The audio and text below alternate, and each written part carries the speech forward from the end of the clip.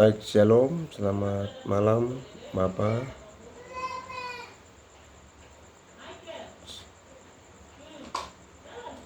Saya atas nama Ferdinand Tomke, saya akan menjelaskan materi tentang kuliah Good Governance adalah prinsip-prinsip dan praktik kata kelola pemerintahan yang baik.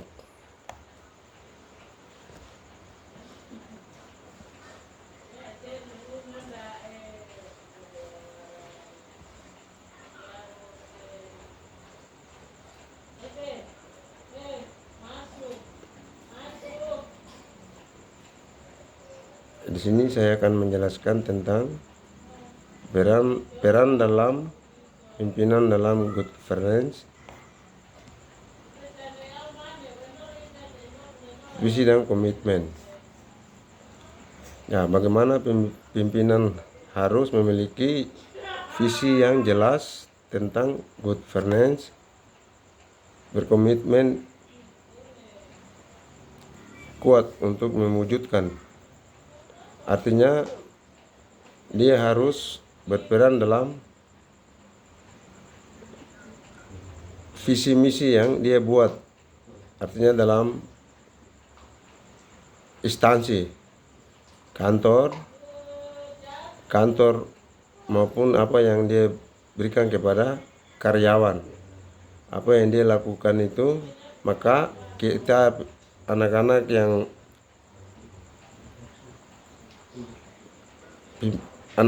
dalam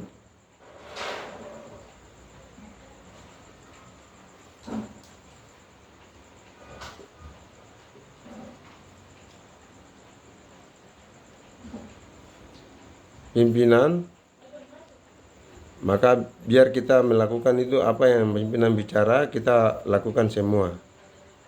Komitmen itu kuat untuk mewujudkan masyarakat yang datang, untuk cara bagaimana untuk kita melayani masyarakat. Teladan dan integratis,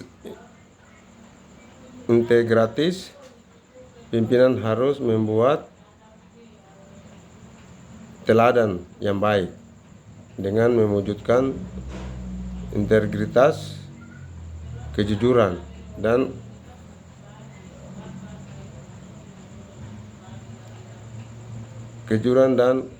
akuntabilitas pribadi. Nah, itu artinya kita siapkan apabila ada yang datang dari instansi, ya caranya bagaimana untuk kita melayani mereka.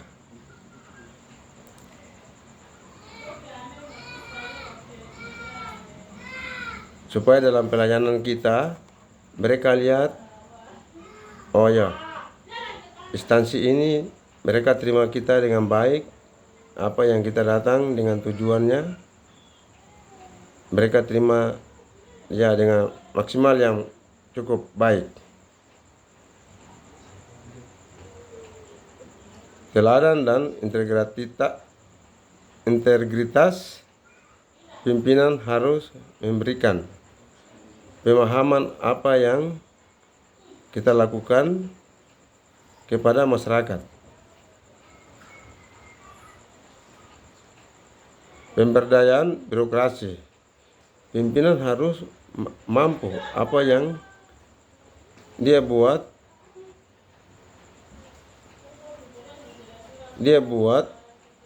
untuk kita semua, masyarakat yang datang, cara bagaimana untuk kita terima birokrasinya. Kita harus terima ini, menjalankan tugas dan fungsinya dengan baik.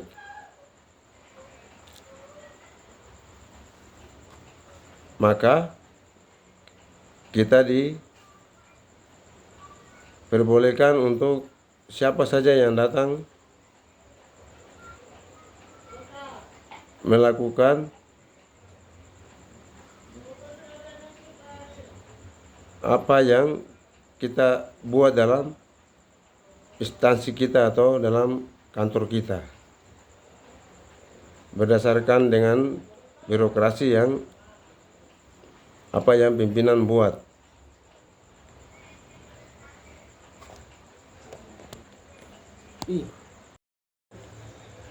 Ya, baik. Saya akan masuk dengan studi kasus penerapan good governance.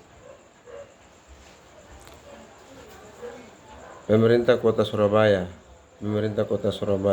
telah memerintahkan Kota Surabaya telah menerapkan good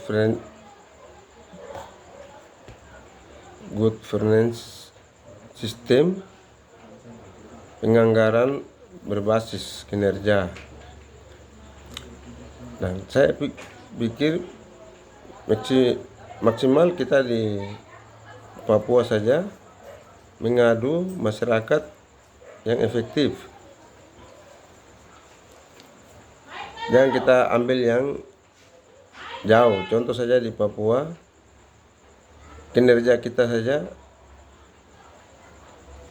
tidak efektif karena apa? Lain kerja, lain tidak kerja, tuntut hasilnya atau upahnya. Nah, itu salah satu contoh yang terjadi di Papua. Masyarakat pemerintah Kota Jayapura ini. Komisi Pemberantasan Korupsi KPK menjelaskan mandat pemberantasan korupsi dengan prinsip transparansi, profesionalisme, dan akuntabilitas yang ketat. Nah, contoh, saya ambil contoh di instansi saya di rumah sakit.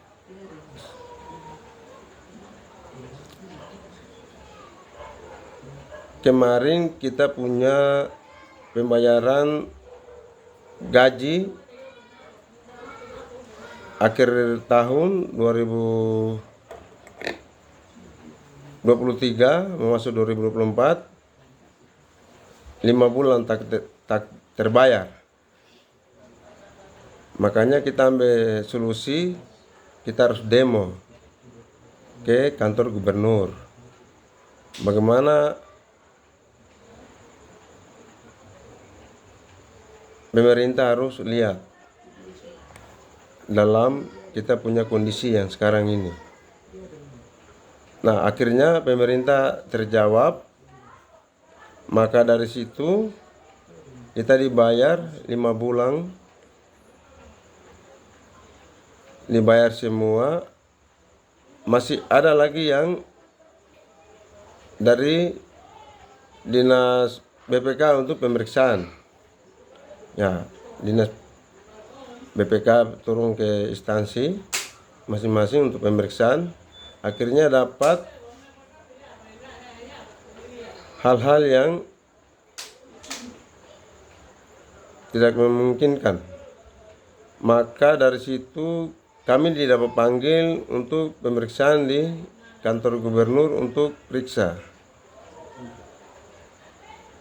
untuk menjelaskan apakah betul kamu terima hak yang dibayar itu betul atau tidak. Maka kami turun diwawancara, kami jelaskan, ya kami terima hak kami, tapi dalam laporan yang BPK punya itu beda dengan instansi. Beda instansi punya laporan yang dinaik ke BPK itu beda dengan instansi punya, beda dengan BPK punya. Maka itu yang dipertanyakan. Nah, itu salah satu korupsi yang dengan prinsip transparansi, profesionalisme, dan akuntabilitas yang ketat.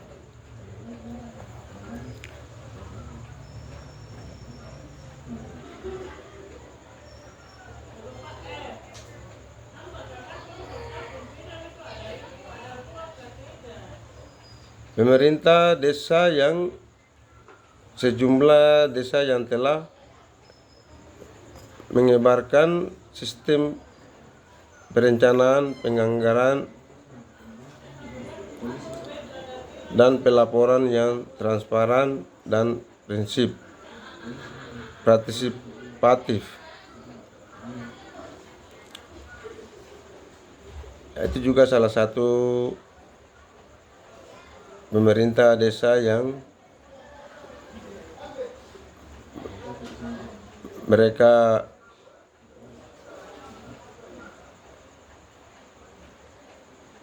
sejumlah desa yang telah mengembangkan sistem perencanaan, penganggaran dan pelaporan yang transparan,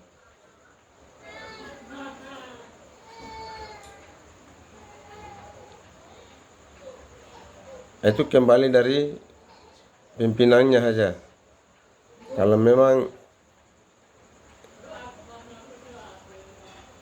apa yang laporan mereka yang mereka buat itu baik, ya pasti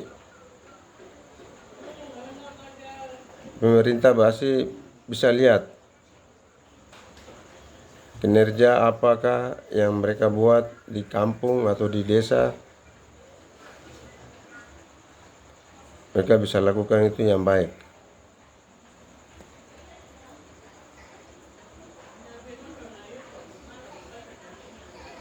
Badan usaha milik negara.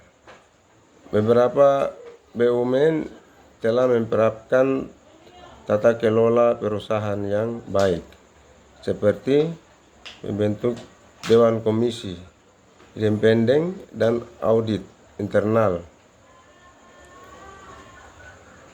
Itu salah satu badan negara, usaha milik negara yang BUMN telah menerapkan tata kelola. Itu dari kembali ke kita saja.